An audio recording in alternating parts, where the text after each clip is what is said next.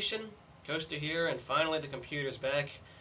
Uh, but more importantly, the Raiders are playing out the Vikings in the Metrodome. And this is pretty much arguably the worst stadium in America thanks to that roof collapsing with the snow. I know people can say stuff about the Coliseum all they want, but at least we don't have to worry about something like that, a crappy roof. Hey, you got to play outside. That's just the point of football to me. Anyways, though, we're playing in the dome, and sure, it may be a hostile environment. Maybe it's pretty loud because of all the sound being inside.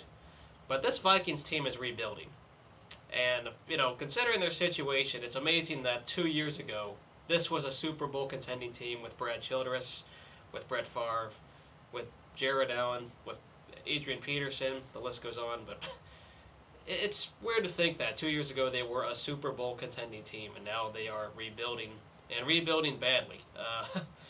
At least in the short term, it's looking ugly. They were forced to draft Christian Ponder early thanks to the lockout. They couldn't trade down their pick like they hoped to.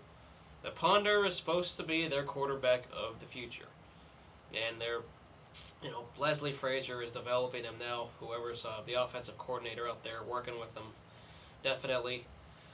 This is a very still vulnerable Vikings team that should be, at least, has a lot of weaknesses, specifically their pass defense. And now that the Raiders have a quarterback, this should be a field day for the wide receivers.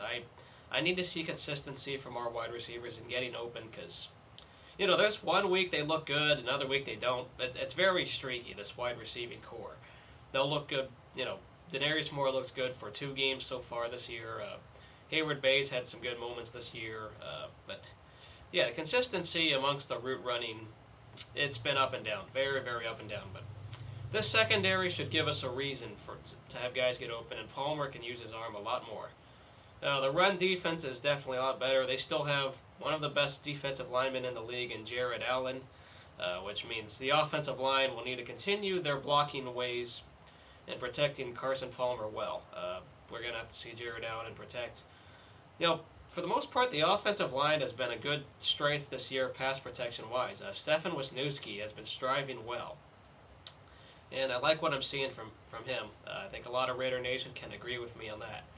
If the running game is effective, I'm pretty sure McFadden is still out, but Bush should be in. They should be able to run the ball well. We shouldn't be calling more pass plays than run plays unless it's really working. But I need to see consistency from these receivers, once again, as I said before. Now, on the defensive side of the ball, yeah, they have Christian Ponder, of course, at quarterback, as said before. He's very vulnerable. He's still very raw. If the Raiders can get to him, they have a very strong chance to shut down their passing game because Ponder, I really do not think their receivers are that good. They had one decent season thanks to Brett Favre being there. They were good fantasy pickups, like when Sidney Rice was there, or Percy Harvin, Shanko. Those guys, they looked good because Brett Favre was behind them. I haven't seen a whole lot in their receivers, have not impressed me very much.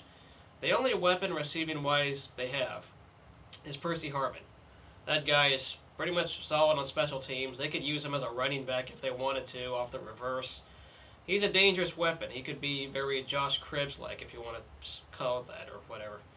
But if the ball's in Harvin's hands, we got to watch out. We got to cover him well. That's the only receiver that really scares me out of the Vikings offense. And then, of course, they have one of the best running backs in the nation in Adrian Peterson.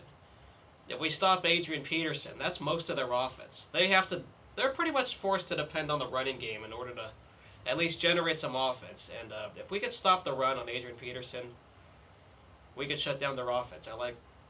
For the most part, the Raiders' run game defense did pretty well last week. Of course, the Chargers weren't running the ball since they were down, and they were calling a lot of throwing plays. But this Vikings team will probably try to run it down our throats. So the front seven needs to play very well.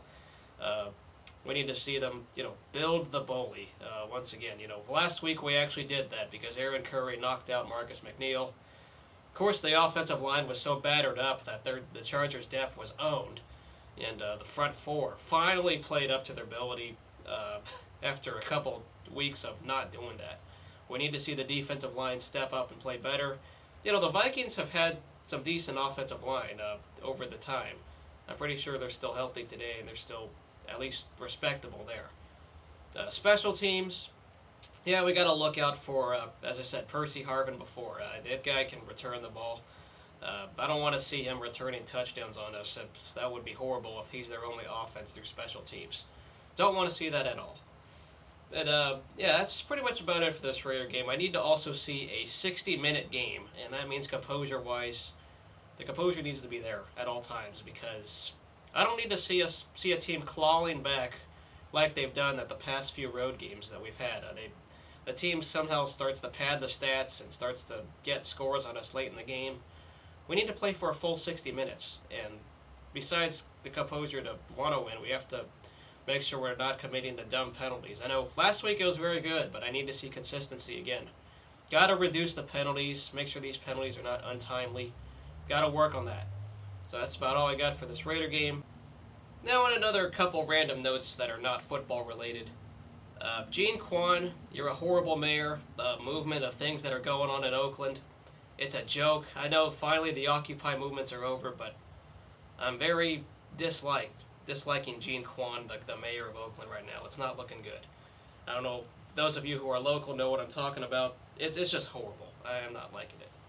The other thing I need to rant on is also the NBA. You guys suck. Thank you for not getting the job done, and possibly this season, which I know people have been expecting since like May, that this season could very well not exist. And there could be no NBA, especially those who are forward. So, nice job, NBA.